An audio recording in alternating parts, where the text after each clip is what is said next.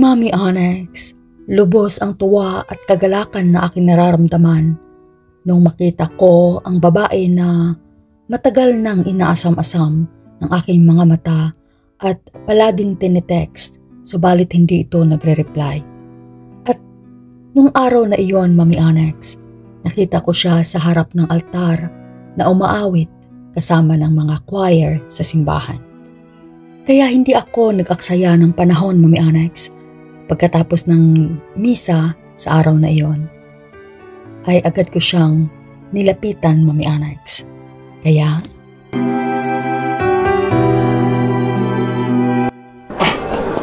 nasaan na yun? Nandun. Miss?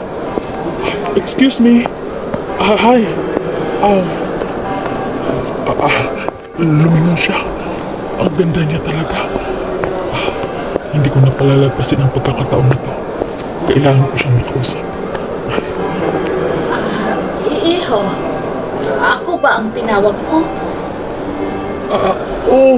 Ikaw nga. Ako si Mark. Naalala mo pa ako? Hindi. Sino ka ba? Di kita naalala kung saan kita nakilala. Ako si Mark. Naalala mo yung pumunta ka ng tindahan at nagpa-load ka? Ako yung tindero doon.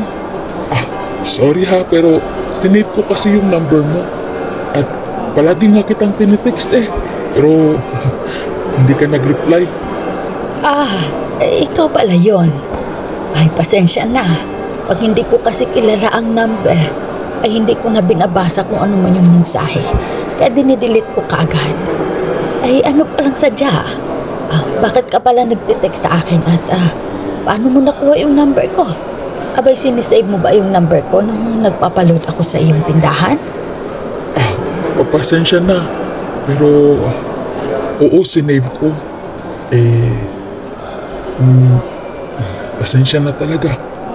Parang nagustuhan ko kasi yung aura mo. Maari ba kitang maging kaibigan? Ma! Halika na! Ang tagal mo naman. Sino ba yung kausap mo? Kanina pa kami naghihintay doon sa sasakyan. Ano kailangan mo sa mama ko? Bakit mo siya kinakausap?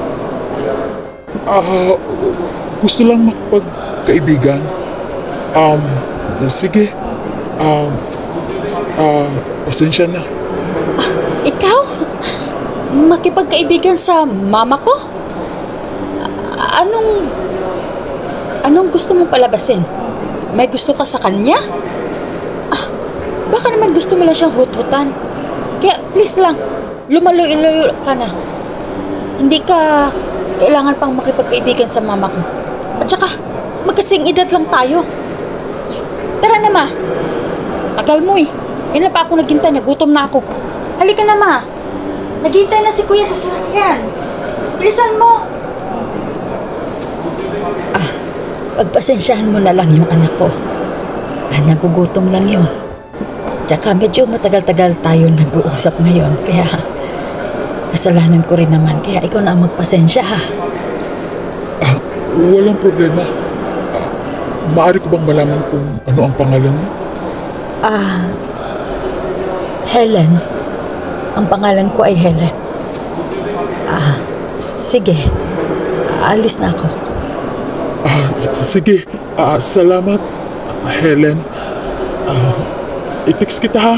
Mag-reply ka. Yes. Sa wakas nakuha ko rin yung pangalan niya. Ang ganda talaga ni Helen. Yun ang ilagay ko dito sa number niya. Helen. Yes.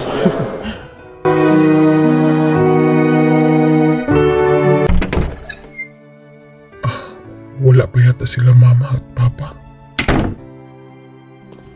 Dediretso na ako sa kwarto ko.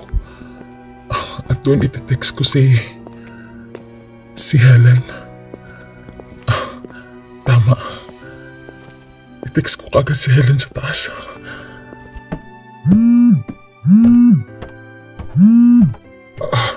May nag-message? Sino kaya to? Mabasa ko nga. dito ako sa may kama babasahin yung message ni Helen. Hi. Si Helen ito.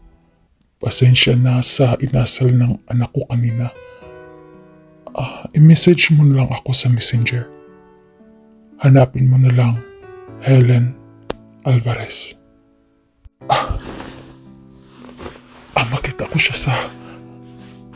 Makita ko na yung ano niya, yung picture niya sa Facebook niya.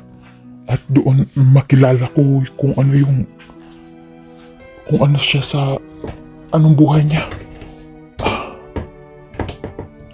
Ito na, na-open ko na. Hanapin ko yung pangalan niya.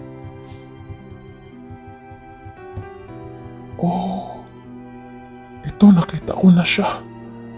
Ang ganda niya. Ito pala yung mga anak niya siguro. Kasama niya sa cover photos niya. Pero ang ganda talaga niya sa profile pic niya. Wala siyang kasamang asawa. Message ko siya. Hi. Si Mark ito. Maraming salamat at binigay mo sa akin yung pangalan mong totoo. Nakita ko na yung profile pic mo. Ang ganda mo talaga. Walang pinagkaiba sa personal. Salamat. Nag-reply siya. Walang anuman. Pwede ba tayong magkita bukas after sa office work ko?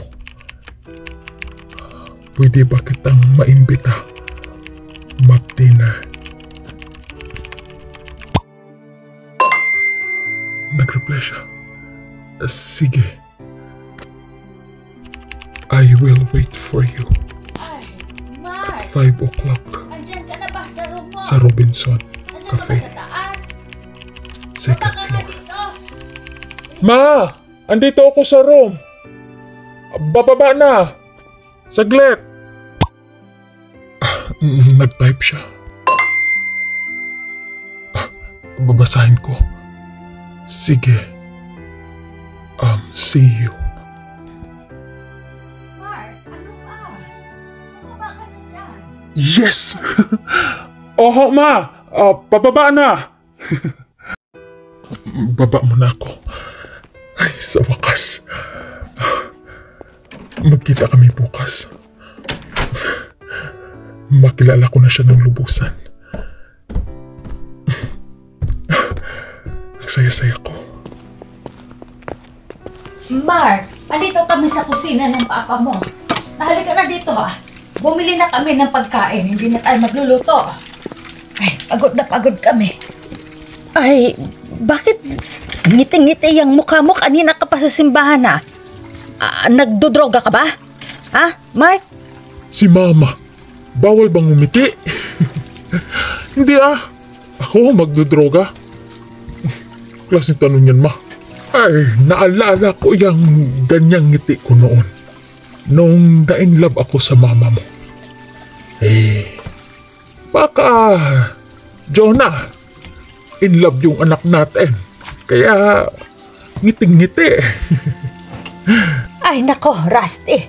Anong in love yung anak natin? Wala na nga yung pinakilalang babae sa atin. Simula nung hiniwalayan niya yung babaeng nanloko sa kanya. Ay, mantakin mo sinong babae yun? Dinadala-dala mo pa yun dito sa bahay at pinapakialaman yung kusina ko. Sino nga ba yun? Nakalimutan ko. Sino nga ba yung pangalan ng babae yun, Rusty? Si Rosalie. Si Rosalie ang pangalan nun. Bakit nga ba kayo nagkahiwalay nun ni Rosalie? Maganda din naman yung si Rosalie Ano nga ba yung dahilan? Ba't kayo nagkahiwalay? Ma, Pa, kalimutan na natin yung nakaraan. At saka, nakamove on na ako. Siguro handa na yung puso ko na magmahal ng iba at magtiwala ulit. Kaya, susubok ako muli. baka ito na yung tinadhana na para sa akin, ma, pa. Nagkausap kami sa chat nga lang. Inimbita ko siya, ma. Hindi ako magdi-dinner dito dahil inimbita ko si Helen na mag-dinner kami sa Robinson. Kaya huwag niyo na akong hintayin bukas ng gabi pang dinner, ma, pa.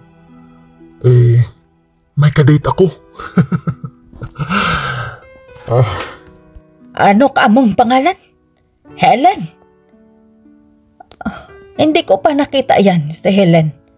At hindi ko pa alam kung anong background niyan. Pero siguraduhin mo na hindi ka din sasaktan katgaya ng dati, ha? Naggising ka lang ng nakapikit ang mata. Tinaihan mo na pala yung ulo mo. Kaya kilatisin mong mabuti yung babae. At alamin kung ano talagang background yan. Hindi yung ipakilala mo sa amin tapos mangingialam dito sa kusina ko tapos ilang buwan maghiwalay na kayo dahil may iba pala. Ay nako, ayoko ng klaseng taong ganyan na plastic at mapagbalat kayo.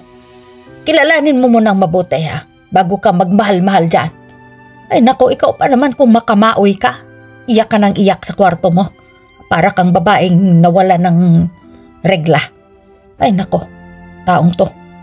Ay nako, Jonah, pabayaan mo na yung anak natin. Diskarte na niya yan.